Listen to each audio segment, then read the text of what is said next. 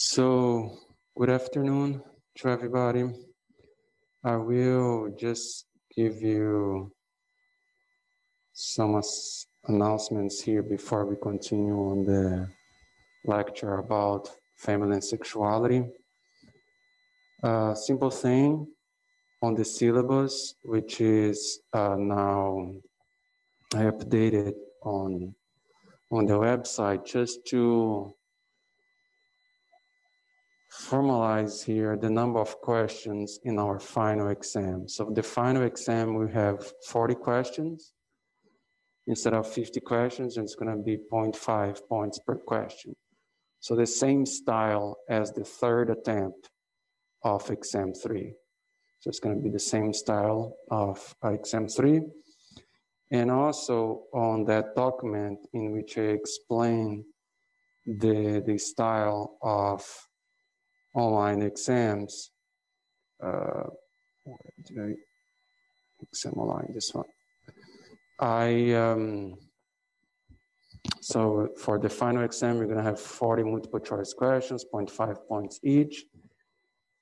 For the previous exams, you had 1 hour and 15 minutes to complete the exam because that's the length of our class. But for the final exam, the rule in the university is 2 hours and 30 minutes. So you're going to have 2 hours and 30 minutes to answer 40 questions. So more time, fewer questions, so that will give on average 3 minutes and 45 seconds per question. Right? So you're going to have more time. So you can do it with a little bit more. You can read them, the questions slower and everything else. So that's related to the exam, the final exam, and all this material, it's available in our course website. The syllabus is here, and that explanation about instructions about online quizzes and exams is the same file that was here already. Okay, so everything is online and available to you for you to read. The other thing is the activity for the extra credit 5 activity, and it's related to social responsibility. So again, it's not about personal opinion, it's about things that we discuss in the class. This first paragraph here is emphasizing the effects of immigration in the country, and so asking about the major effects of immigration of low-income workers on the U.S. labor market, explain how previous policies dealt with the issue, and also thinking about whether these policies were based on scientific studies, general perceptions about immigration, and how these policies affect in the long-term migration patterns. So this one here is about migration, and this one here is more related to this racist ethnicity inequalities that we have in the country. And in order to link both of them, I'm asking you which kind of policies, more appropriate policies, should be done to deal with the issues of race, ethnicity, inequality, and also with overall immigration trends, whether policies actually should, for example, try to create temporary visas as a way to control in certain way immigration, instead of trying to block immigration, which we have been seeing that it doesn't work in this country. When you increase border security, you actually have the opposite effect on immigration. And it seems that the more temporary visa approach would be more interesting. So discuss policies with the goal of actually thinking about the social responsibility that we have as scientists, as people who are looking at all this data, historical data, and trying to solve some of these problems in the country. And it's the same style as before. It's already available you can already submit it on Canvas. And the deadline is Tuesday, this coming week at noon, okay? Let's have 2 questions here in the chat. You cannot see the chat. Oh. Is the final cumulative? Is the final exam cumulative? I don't understand these questions. I really don't. It's so simple to understand. The syllabus is here. We have one exam that was worth 20 points. Exam 2, 20 points. Exam 3, 20 points. Final exam, 20 points. We're gonna have a total of 20 quizzes in the semester, 20 points. You can get up to 20 points in each one of them and getting 100 points. That's what it is. And what I'm giving you, it's the opportunity to get an additional 10 points through extra quizzes and assignments. And that goes in line with what it's here in the calendar of activities. We had already extra credit 1, extra credit 2, extra credit 3 and 4, and I just opened today extra credit 5, and in the last day of class, we're gonna have extra credit 6. I don't know if that answers the question. Oh, cumulative, no. It's also in the syllabus. The syllabus says that the material that the final exam is gonna cover is the material from lectures 24 to 28. So basically, the final exam will cover only the content starting from race ethnicity until what we reach by the end of the class this coming Tuesday. So probably it's gonna be just race and ethnicity and the chapter about family and sexuality. I don't know if you're gonna be able to reach the chapter about contraception and birth control. So it's gonna be chapter 11, probably the whole chapter 5, and maybe a portion of chapter 6, depending on where we reach on at the end of the class on Tuesday. But yeah, final exam is related to the material from lectures 24 to 28, right? So no, it's not cumulative. It's not gonna go back to what we saw. It's just new material. The quizzes could be all material, but not the final exam. The other thing is that some people noticed that so far I adjusted only extra credit 1 because I already explained by email and also in class that extra credit activities in Canvas, I have to adjust them manually after you all submit the assignment. So right now on Canvas, I have done that only for extra credit 1 because still some people for several reasons, for being sick, and they did not take some of these extra credit activities yet. So I'm just waiting for everybody to take it, everybody to finish it, and then I will make the correct adjustments here. But it's pretty much, so we have all the assignments here, and in the list for extra credit 1, I mentioned there that was graded. Extra credit 2, extra credit 3, which is in conjunction with quiz 17, and then now extra credit 4 and 5, I still have to manually grade it. Even for those extra credit activities that are kind of like have the quiz format or like multiple choice questions, I also have to do these adjustments by hand. And you still cannot see the results for like which exact questions you got correct or wrong on exam 3, because some people still didn't finish it, didn't take the 3rd attempt because of medical reasons. So I'm waiting for everybody so you'll be able to see this, and I will update these numbers here. That's why for extra credit 1, I put it graded. I pretty much have to create a new column and use the original one that we used to submit it. This is the original one, extra credit 1. Based on this one, I have to create a new column in order to put the grade, the final grade of these extra credit activities. That's how Canvas works. It's annoying for everybody, not just for you guys.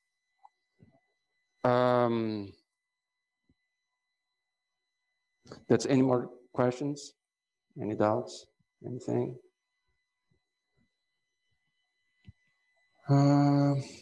Good. So now just continue on the lecture about family and sexuality.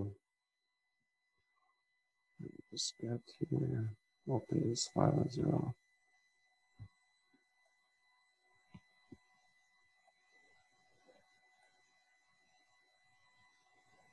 I really cannot see here. This chat disappears in my window as usual, depending on how I open things. So I cannot see the chat here in front of my window now. If you want to ask a question, you have to unmute yourself and ask the question, okay? So we were talking about, I gave you a brief historical review of family, why it's important to study family in demography. And then I started like showing you some overall trends in relation to how marriage and family composition have been changing over time, and with a focus on the US, right? And specifically in the US, in the previous class, I stopped on this topic here. How old are people today when they marry for the first time, showing that these trends have been increasing over time. The differentials between men and women have been declining compared to previous years, and men on average marry at older ages than women, okay? So we viewed this in our last lecture. Now about marital status. In 1950, among people who were at least 15 years of age, 66% of women were married, and only 20% of them were never married. And at that time, 68% of men were married, and only around 28% of them were not married. So we have like a huge decline in percentage of, not a huge decline, but we have a decline on percentage of people who used to get married in the US from 1950 to 2014. So in more recent years, around like half of all women were married, those with at least 15 years of age. So declined from 66 to around 50, and to men declined from 68 to 52. And never married among women increased from 20 to almost 40%, and for men from around 30% to 35% never married. And for the specific group of 45 to 54, in 1980, only 5% of those women were never married. Why focus on this more older group instead of getting everybody? Exactly to see how over time, these women who were exposed to the chance of getting married throughout their earlier ages, whether they were married in some point before the age of 45. And to be more specifically, looking at those women between 45 and 54 and ask them if they ever got married in their life. Only 5% of women were never married back in 1980, and then increased to 14% in 2010, and then 25% of women are projected to not be married by 2030, according to data from Pew Research Center, okay? And the data to show these trends, the graph to show these trends, this one here isn't exactly a US Census Bureau data from 1950 to 2014, we see a decline in percentage of women with at least 15 years of age who were married, right? So between 1950 and 2014. And the percentage of those women with at least 15 years of age who were married have been increasing a lot over time. And the percentage of those who are widowed decline a little bit, and probably is exactly because now men, still women on average live longer than men, but life expectancy of men also has been improving. So when men tend to live a little longer as well right now, so the chances of them dying earlier than women is still higher, but because of these improvements in life expectancy of men, you have lower proportions of women who are widowed, right? So that might be related to that mortality pattern.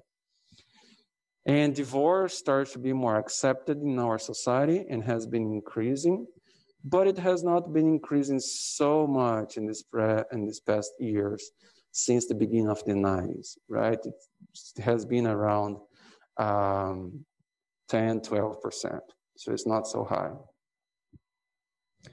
The third pattern in terms of marriage and family in the US, people cohabiting before getting married has been increasing over time in the US.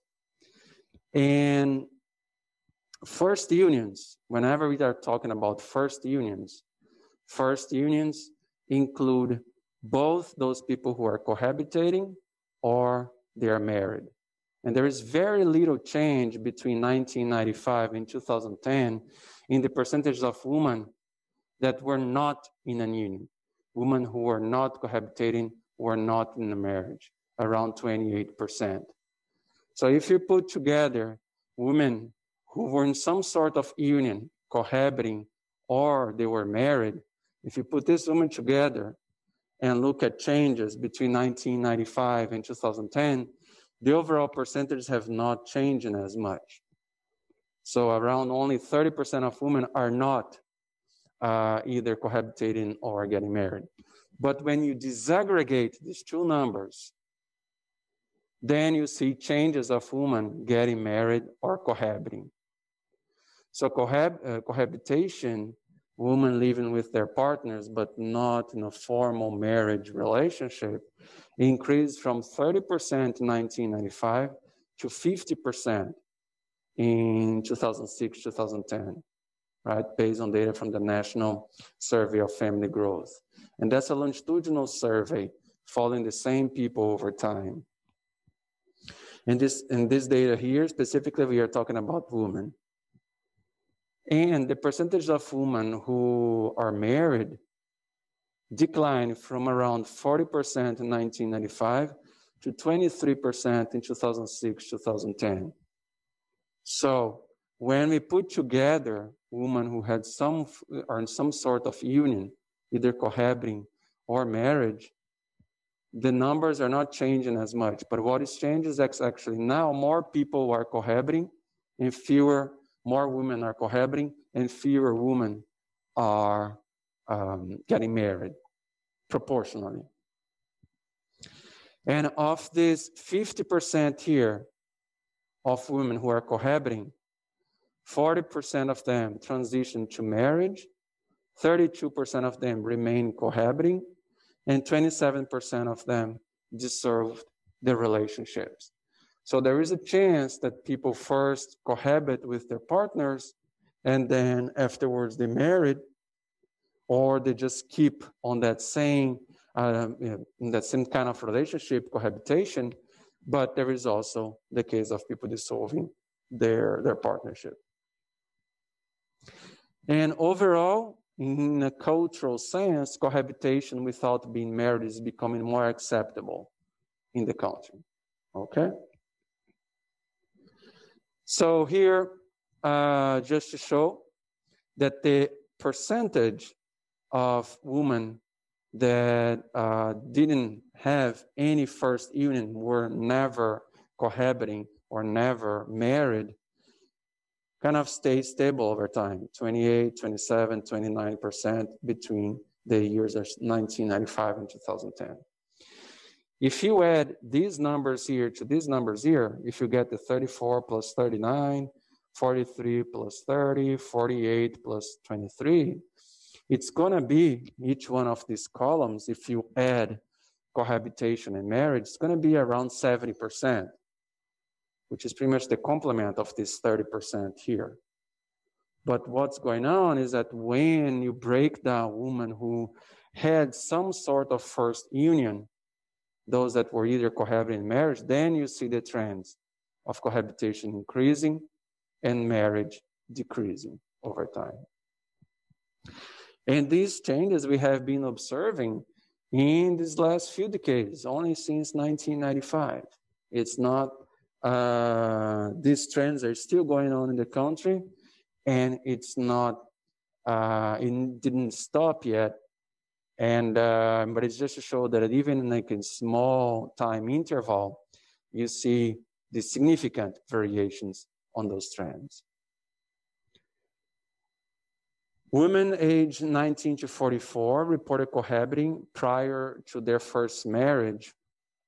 The percentage of women who reported cohabiting prior to their first marriage and women between 19 to 44 has been increasing over time.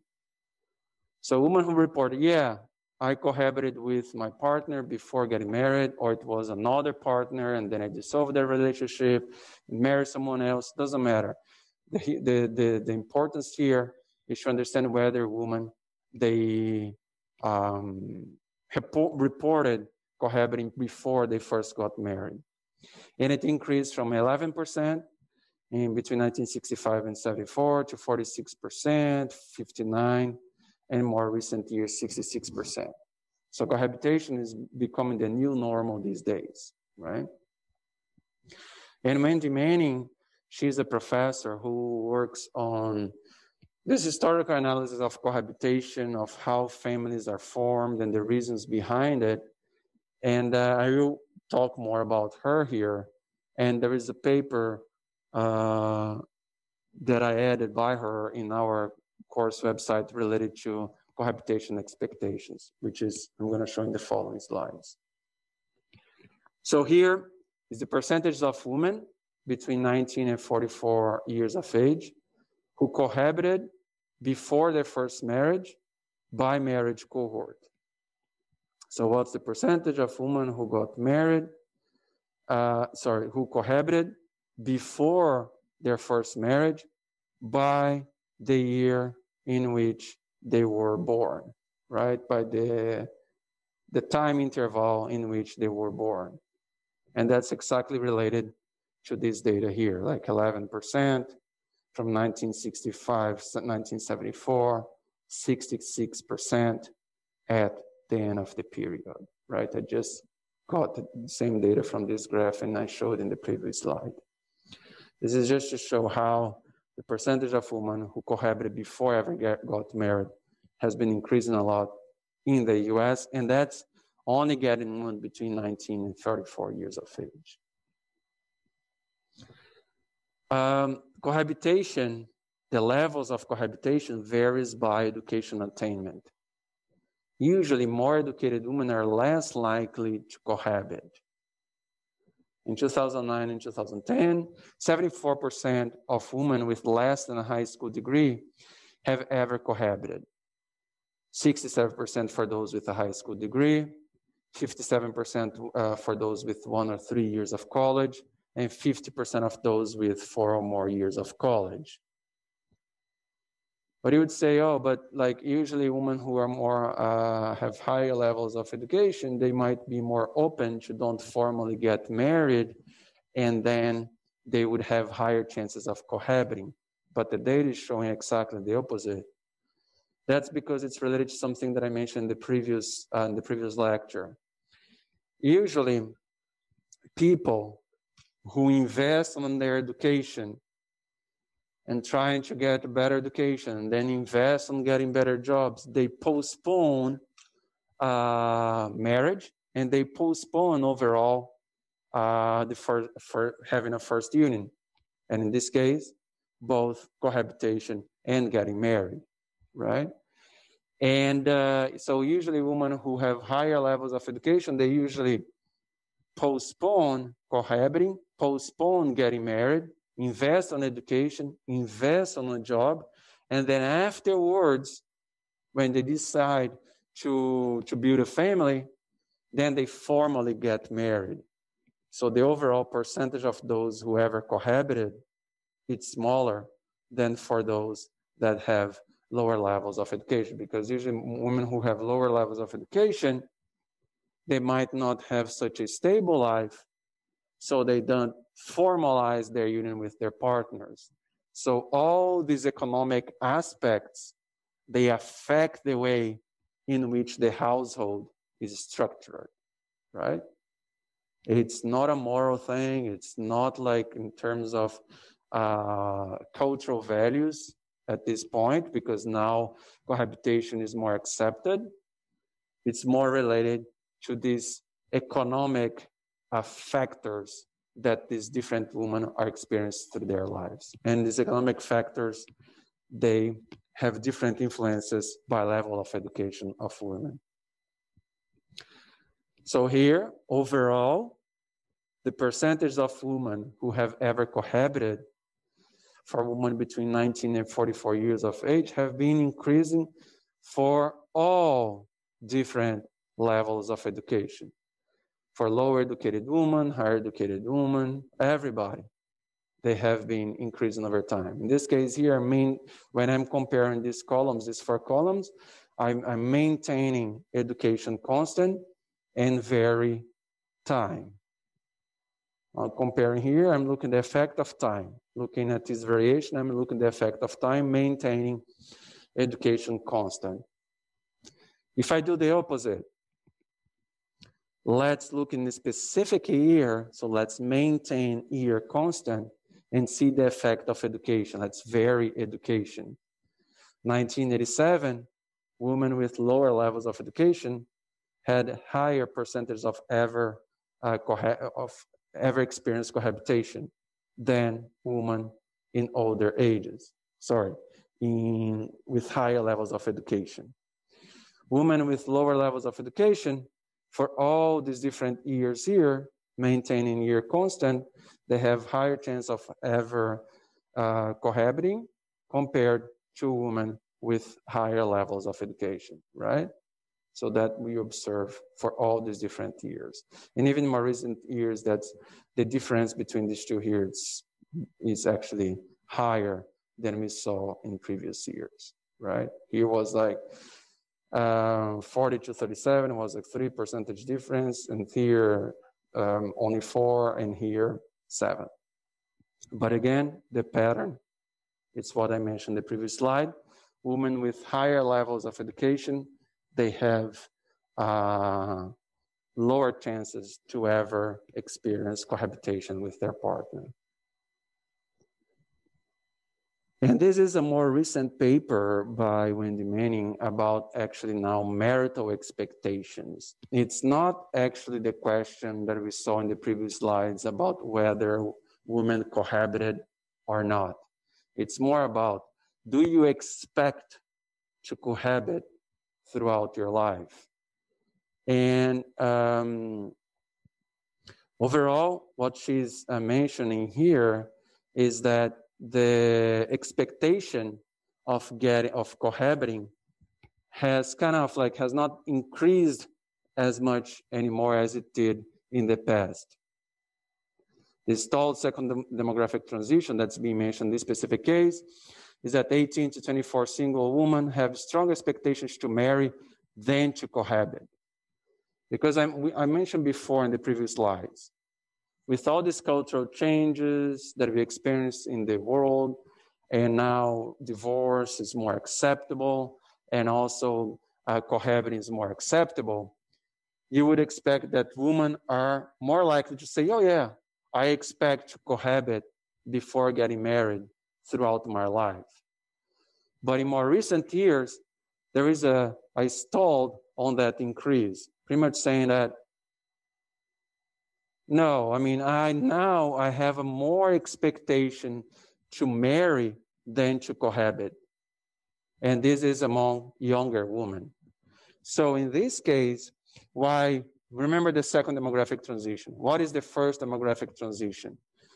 The first demographic transition, you see those huge drops in mortality that are followed by huge drops in fertility.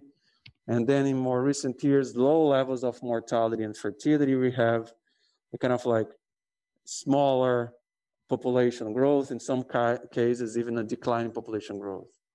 The second demographic transition is what demographers said is more related to how we behave in our family. So we start to have We start to delay marriage, which is something that we already discussed. We start to cohabit, have higher chance of cohabitation instead of getting married. We start to have all these different behaviors more related to satisfy my individual life than these more traditional ways of life that we had before. But what this new data here from 2011, 2015 is showing is that now there is a little bit of a backlash going back, at least in terms of expectations of women, one and a higher percentage of them expecting to marry than to cohabit. Among young women expecting to marry, 68% expect to cohabit with their future spouse, and 32% of them expect to marry without cohabiting first. And women from disadvantaged backgrounds report the lowest expectations to marry. So see, when we are talking about the different trends in cohabitation by educational attainment, it's more related to economic factors, socioeconomic factors, disadvantaged backgrounds, women with lower socioeconomic status, lower educational attainment, with more disadvantaged backgrounds, they usually tend to have a less stable life, and that affects their chances of getting married. So it declines their chances of getting married, and even their expectation to get married are lower than women with better socioeconomic background.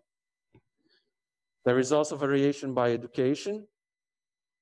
In terms of expectation, there is no education variation, cohabitation expectations. But marriage expectations do vary by education. So women with higher levels of education, they tend to have higher expectations to marry. What we saw in the previous graph was that cohabitation, the actually behavior of cohabiting vary by education. That's what this graph is showing, right? It varies by education. This next one here is another study talking about expectations. And what they're finding is that in terms of expecting to cohabit, it does not vary by education, okay? So that's, and this discussion here is not in the textbook, so I just brought it here with this more recent data. And the paper, it's available in the course website, is this Manning et al. It's pretty much talking about cohabitation and marital expectations among single millennials in the US. So we're just focusing on younger women, as I showed in the slides, women between 18 and 24 years of age, right? So I pretty much got results from this data here, and that's the data from the National Survey of Family Growth, right? And if you go in the course website,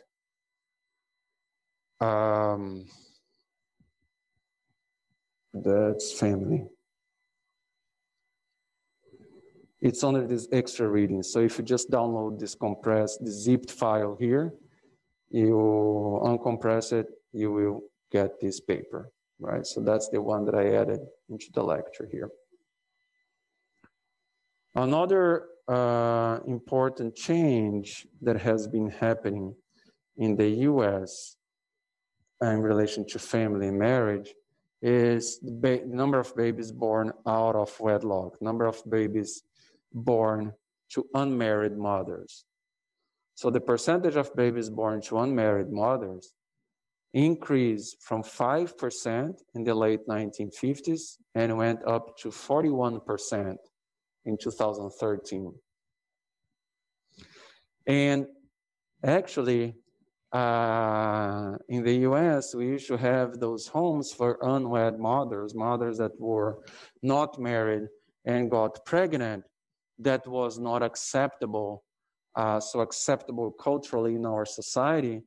And a lot of those women would be sent by their parents to these homes that they would take care of the woman and the child. And that's one discussion that you can see more in detail in the textbook. But then our society is changing, different norms, different values, different culture, and we start to have the legalization of abortion. So younger women have the opportunity to choose whether they want or not to continue the pregnancy. Contraception now is more widely available, so unintended pregnancy declines because exactly women can now better control their reproductive activities and by just using contraception. And contraception now is more effective as well. It's not that it's only available, it's more effective. We have also an increased percentage of single mothers. Now women who are even have their children and are not married. Now you see even households formed only by the woman as the head of the household, no partner, no father. And also there is like changing society attitudes towards single parenthood. So it's more acceptable now for households in which women are the only parent of the children living with them.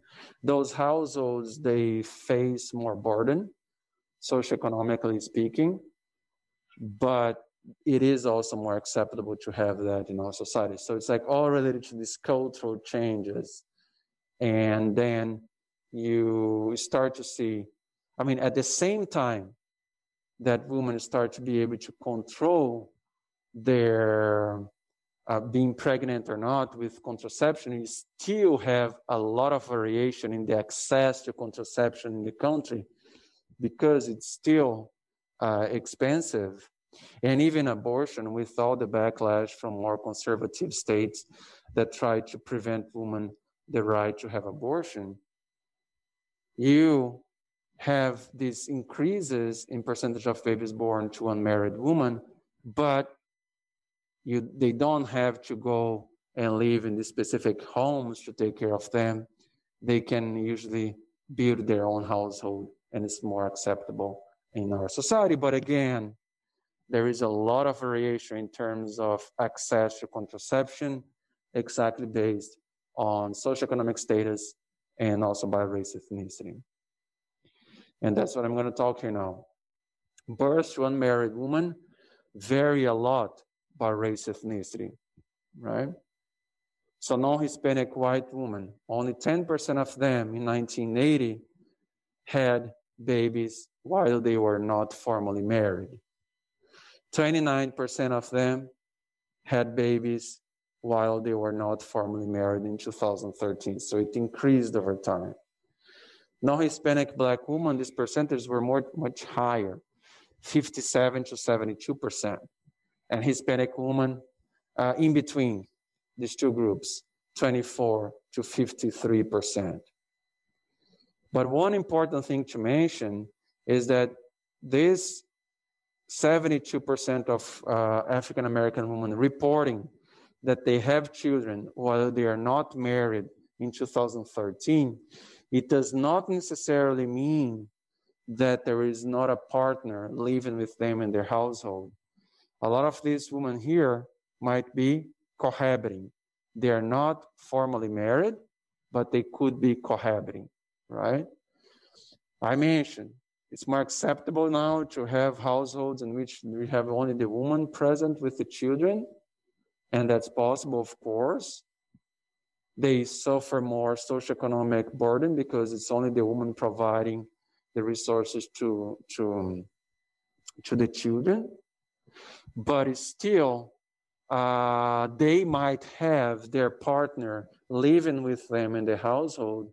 And so both woman and the partner working outside of the household, but they're not formally married. But in these numbers here are not disentangling that. We are not providing that specific information. It's just to say that some of these women here might have a partner living with them in the household. And these are exactly those general trends over time for non-Hispanic Black women. So the 57% and the 72% are exactly these numbers here from 1980 and 2013. And then the numbers for Hispanic and for non-Hispanic white women. So the overall average in the US of women with births while they are not formally married have been increasing over time. Could be related, that's more acceptable, like I just mentioned, but could be also because they might be cohabiting with their partner. So it's increasing for everybody, for all these different race ethnicity groups. It's such a high level for African-American women. It's increasing, but the pace is not so high as for Hispanic and white women.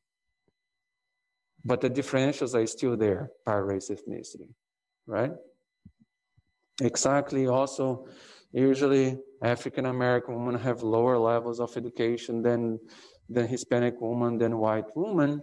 And you saw before that education is associated with the chances of actually being cohabiting or not. So those with lower levels of education have higher chance of cohabit. And that might be one of the reasons that they might have children, have the partner, but not in a formal marriage. Some reasons related to what I was just talking. Some reasons why percentage of births to unmarried Black women are so much higher than percentage among white women. Of the 72% of the births to unmarried Black women, 30% of these women are cohabiting. There is a father helping to raise the child along with the mother. So both the mother and the father might be working outside of the household and providing resources to the child or to the children. The availability of Black men is also low, and it's kind of related to the previous chapter that we saw. We saw the huge differentials in the chances of Black men and between Black men and white men to be incarcerated.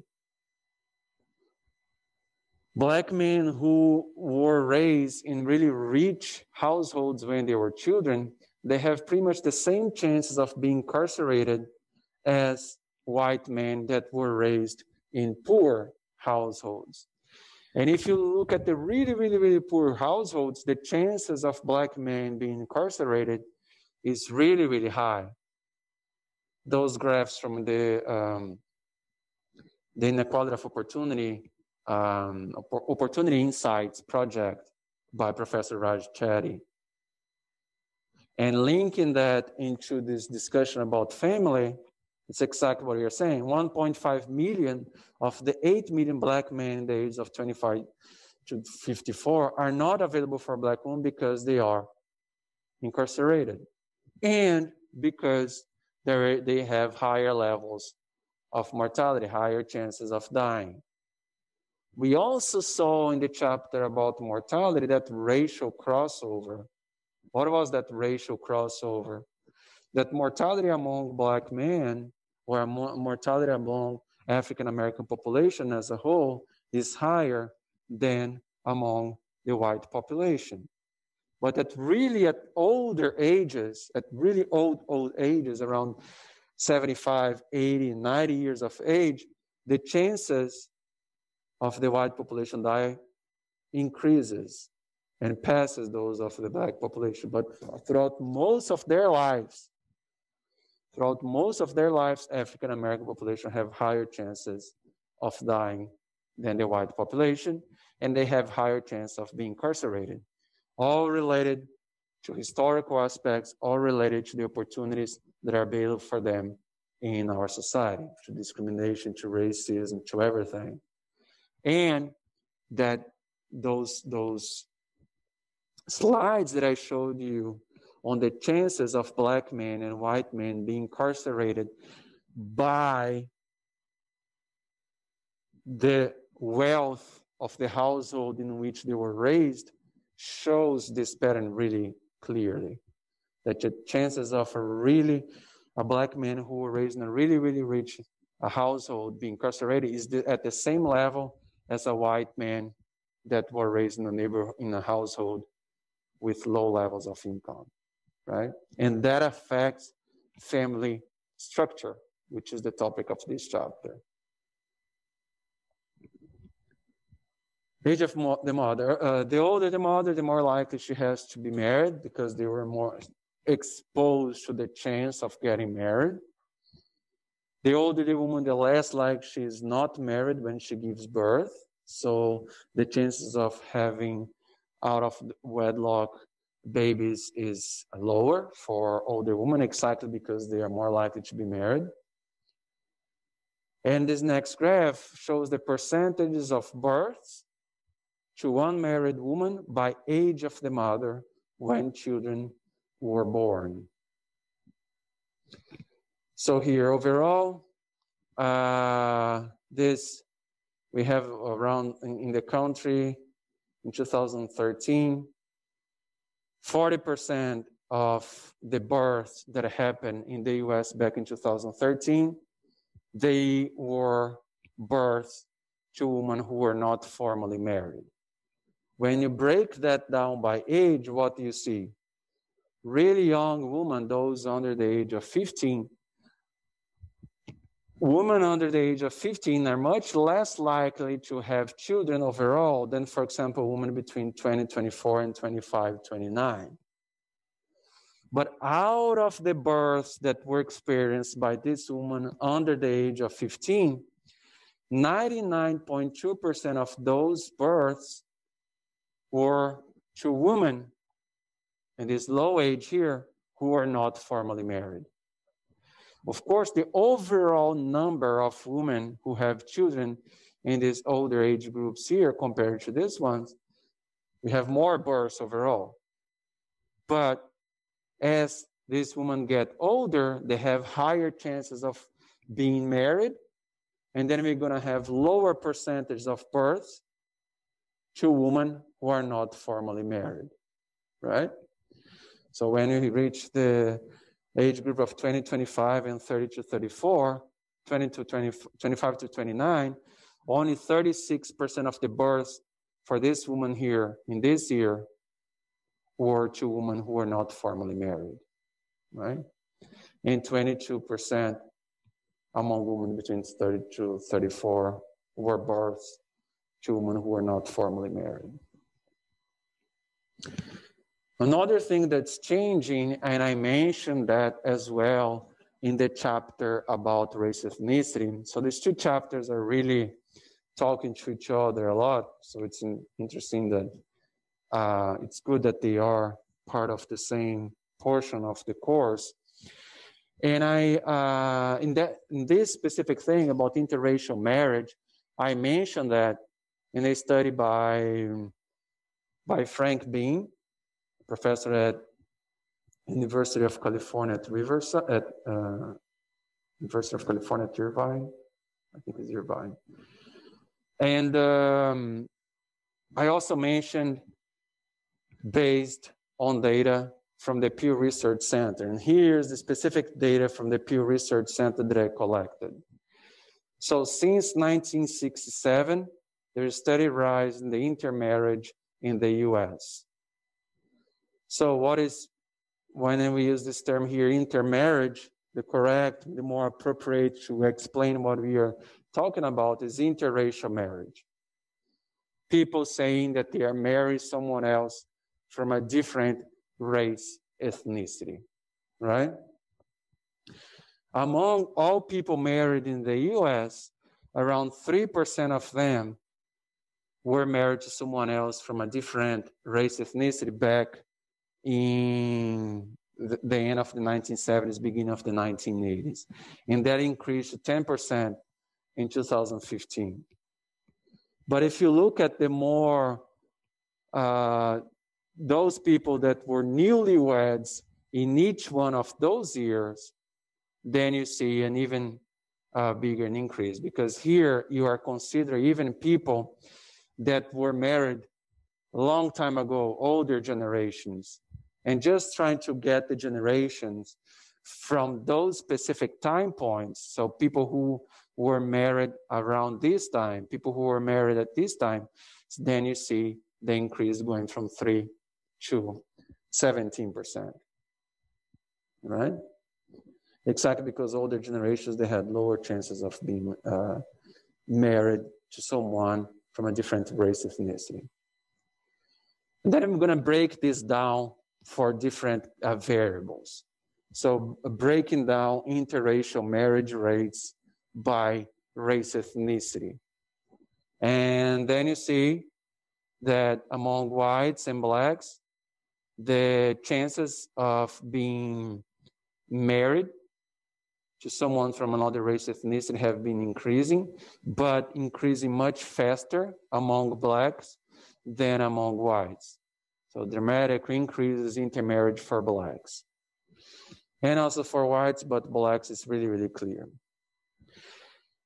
For Hispanics and Asians, the chances of being married to someone from a different race, ethnicity is higher compared to blacks and whites, right? 26% among Hispanics and 33% Asians in 1980.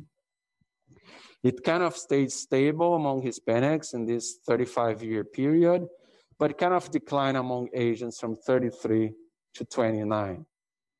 But since they have already these really high levels, the oscillations are not so dramatic as we see here for blacks and whites. But interracial marriage start to be more acceptable in our society. And we mentioned that work by Frank Bean. He mentions that blacks have the lowest rates of interracial marriage. But in this more recent data, you see that at least they have higher rates than whites, right? Oh yeah, in all these sources of data, you can, this is the link where I got this data, and this is a survey that was collected by the Pew Research Center itself. Now breaking down interracial marriage rates by education. Overall, it increased over time, as we saw in the first graph about interracial marriage rates. But then you see that those people with a bachelor degree now have higher chances of being married to someone else with a different race, ethnicity in 2015 than any other education group. So those with at least a bachelor degree, 19%, some college, 18%, and high school or less, 14%, right? So those with like higher levels of education, they were at the same level as those with high school, but now they surpassed. So it's clear now that people with higher levels of education, exactly because more open culturally, more open to other race, ethnicity, in this case, same culture. We're all, everybody living in the US is not broken down here by recent immigrants or anything. It's just by education itself, showing that those with higher levels of education have higher chance of marrying someone from a different race, ethnicity. And now breaking down by both, breaking down interracial marriage rates by both race, ethnicity, and education, right? So among whites, those with higher levels of education have higher chances of getting married to someone with another race, ethnicity. From 10% among those with high school or less and 12% among bachelor degree. When you put together race, ethnicity, and education at the same time, then you see these strong variations here among Hispanics. Hispanics with higher levels of education, almost half of them marry someone from a different race, ethnicity, right? From 16 to 35 to 46%, high school, some college, and bachelor degree. The same pattern is observed for blacks, but blacks increasing, but not so clear, not so strong as Hispanics, but also increasing as we saw for whites.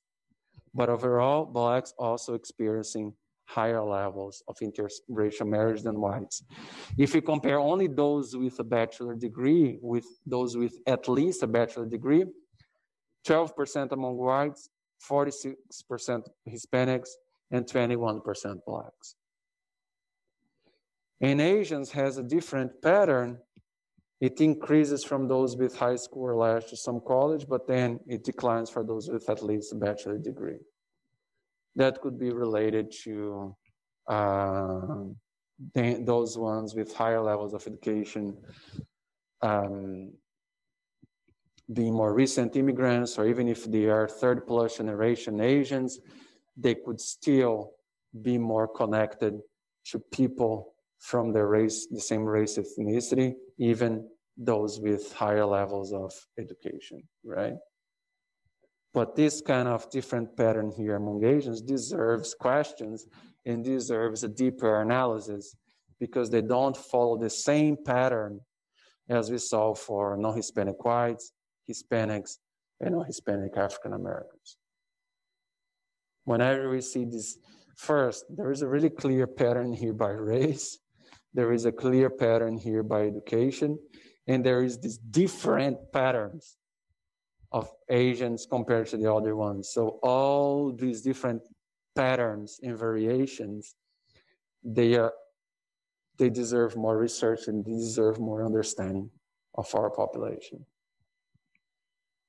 And this is focusing on people who are at least 25 years old, right? So just trying to get people who are actually at chances of being married. And now breaking it down again by two variables, but in this case, race, ethnicity, and sex. Among whites, men are more likely to be married to someone from a different race, ethnicity compared to women. Hispanics is the opposite. Blacks, also men, are more likely to be married to women from another race, ethnicity compared to Black women. And among Asians, Asian women much more likely to be married to someone from a different race, ethnicity than Asian men.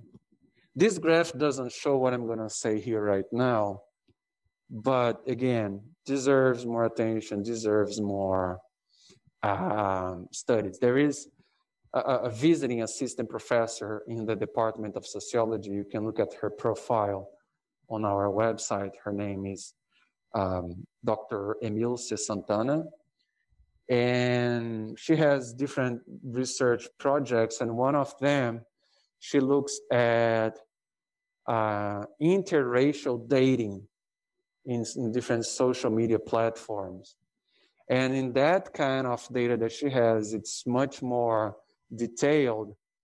And I remember watching one of her presentations a while ago, she mentioned that there is a high chance there in her data to find dating between Black men and Asian women.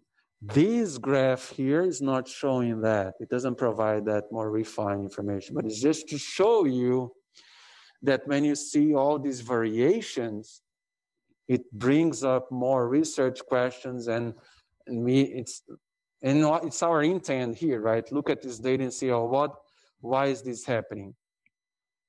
Which kind of other data could I try to look to better understand these patterns? Which kind of more refined data?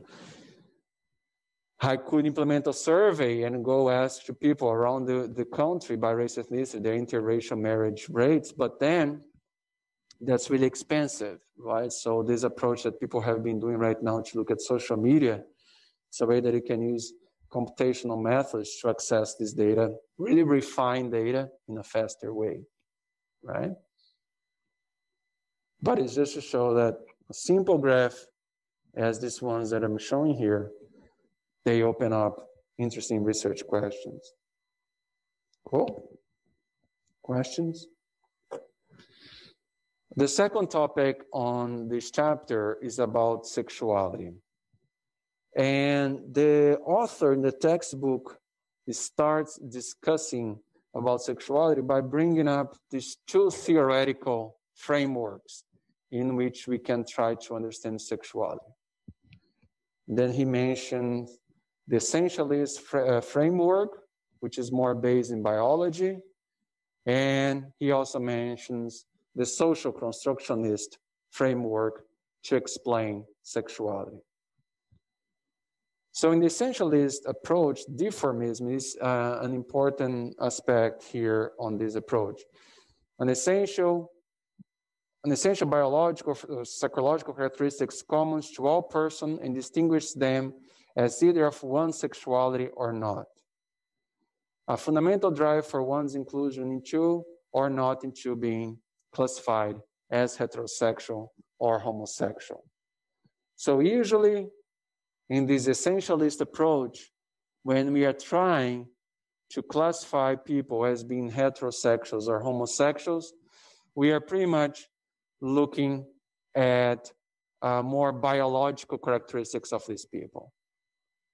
Could be even self-classification as well, but they don't really go in depth trying to explain this, the different ways that people perceive their sexuality.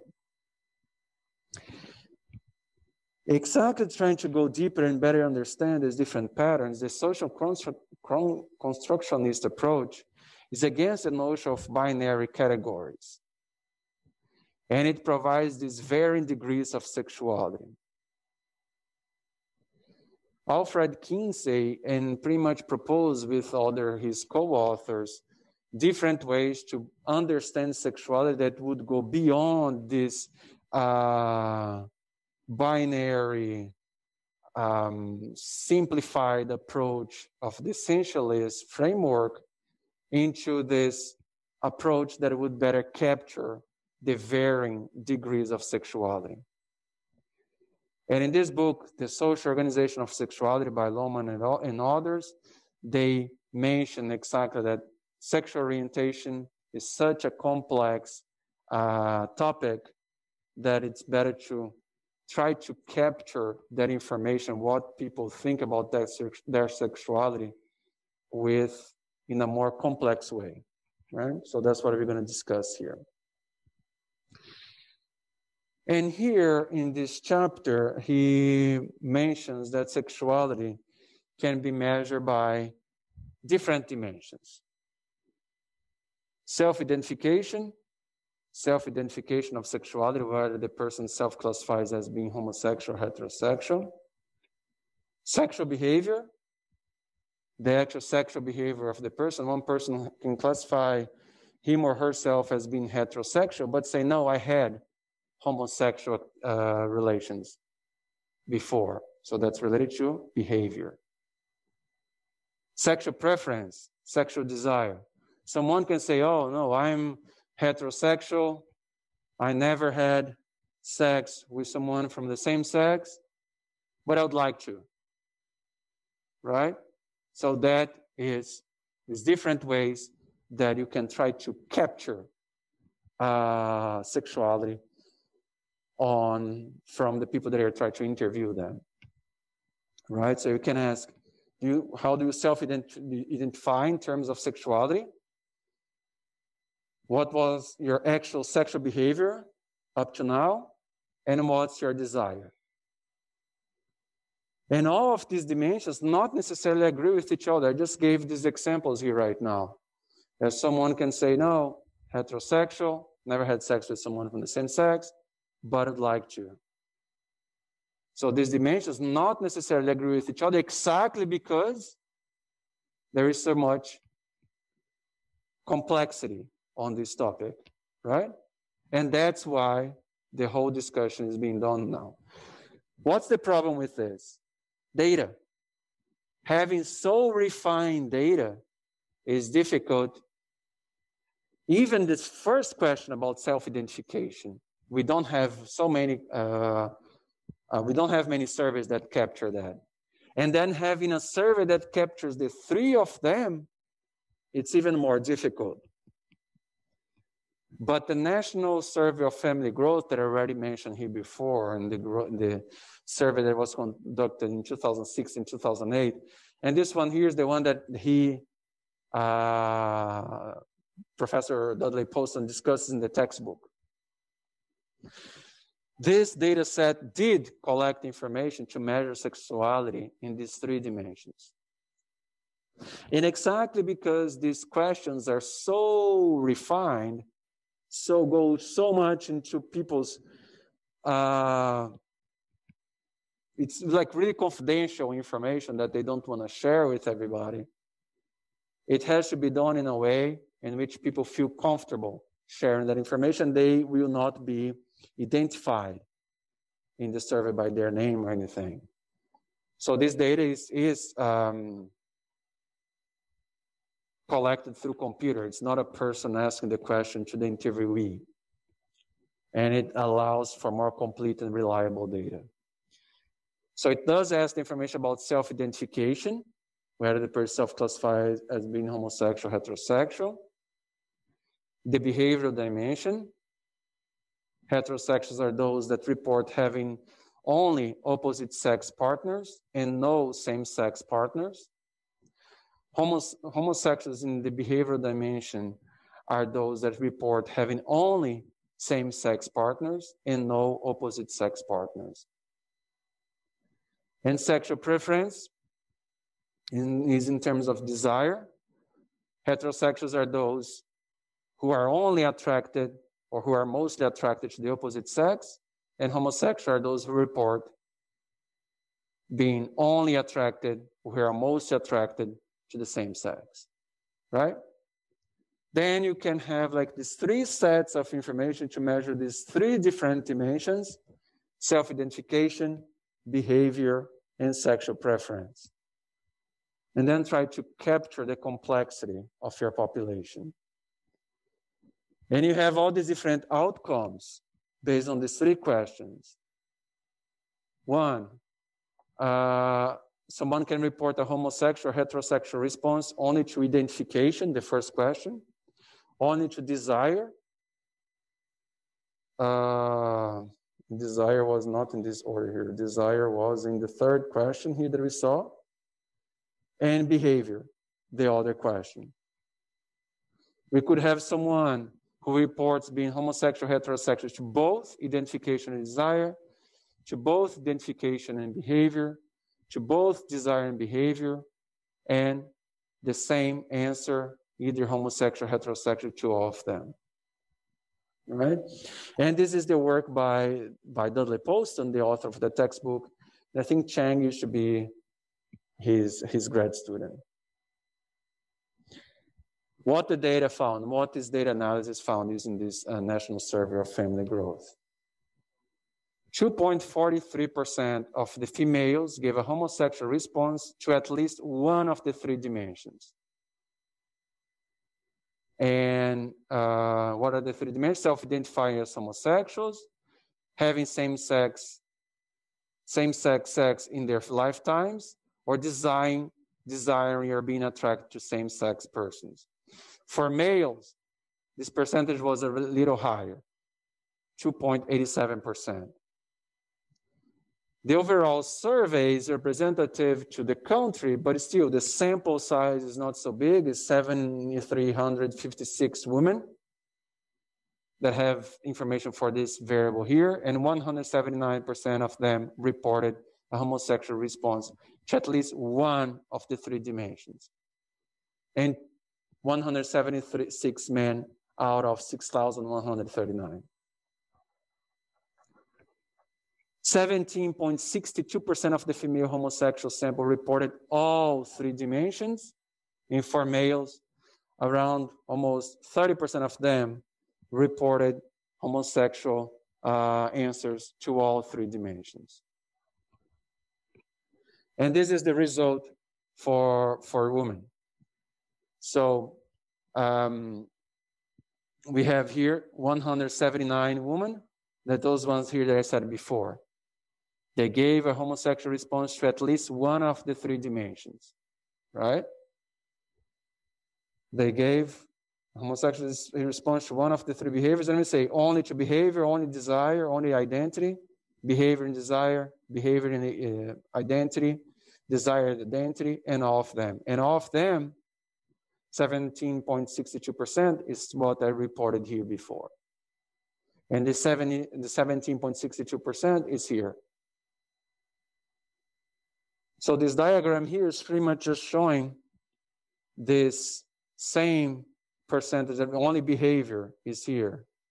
only desire is here, only identity is here, and so on. Right? And yeah, so that's the result for women. The result for men, oh yeah, one thing also. There's 2.43% here of the females who gave only at least one homosexual response. It's reported here, 2.43. And out of those, only 17% said gave a homosexual response to all three dimensions. Among men, 2.87, as we saw here before. But out of those, only 28.69% gave a homosexual response to all three dimensions. One dimension of behavior is 12.66, desire, identity 427. Okay? And the sample size 176, which is exactly what I mentioned here before. Right? Cool. So the whole discussion that he tries to show here is that the essentialist approach actually kind of capture information for people who are heterosexuals, but it does not capture information so well refined as the social constructionist approach does for homosexuals. So in the essentialist approach, so what we are pretty much saying is the essentialist approach works for heterosexuals. Almost 72% of females and 79% of males are heterosexuals on all three questions: behavior, identification, desire. For all three, 72% of women, among women who self-reported or report at least one heterosexual, around 72% of them reported three dimensions. And among men who reported being heterosexual in at least one of them, almost 80% of them reported the three dimensions of heterosexuality: desire, identity, behavior. But the essentialist approach seems to not be working well for homosexuals, because homosexuality is much more fluid than heterosexuality. An essentialist interpretation places the percentage levels of homosexuality much lower than with a social constructionist approach. The social constructionist orientation, this approach, provides a much more encompassing understanding of sexuality. So just to show you here, heterosexuality among women, 95.43% of women aged 15 to 44 gave a heterosexual answer to at least one dimension. If we look at the three dimensions, that's what I said in the previous slide, 71.54% of them. 71.54% of them gave heterosexual response to all questions. Okay, it drops from 95 to 71, but it's still at really high levels. For males, 95.77% of them gave a heterosexual answer to at least one dimension, and around 80% to all three dimensions. It drops, but it's still at really high levels. For homosexuality, if we were just looking at one of those dimensions, if we take into account all these three different dimensions, and it doesn't matter if they answer to just one, two, or three, 1.86% of women aged 15 to 44 gave a homosexual answer to at least one dimension. And if you say no, to be classified as homosexual has to answer yes to all three dimensions, we will drop to 0.33. For men, we will drop from 2.24% to at least one dimension to 0.64. This drop here in percentage terms of how big the group is, it's huge. from 186 to 0.33 and 224 to 64. So if you go back, an essentialist interpretation placed the percentage levels of homosexuality much lower. Because if I said no, they have to answer all three questions to be considered homosexuals, then the percentage would be much lower, both among women and men. And if you have this more fluid, that people can classify as homosexual based on self-identification, desire, or behavior, then we capture a bigger percentage, okay? It's 4:30 right now, but pretty much here, this data is the same data as before, the percentage of, for this case, female and male heterosexuality.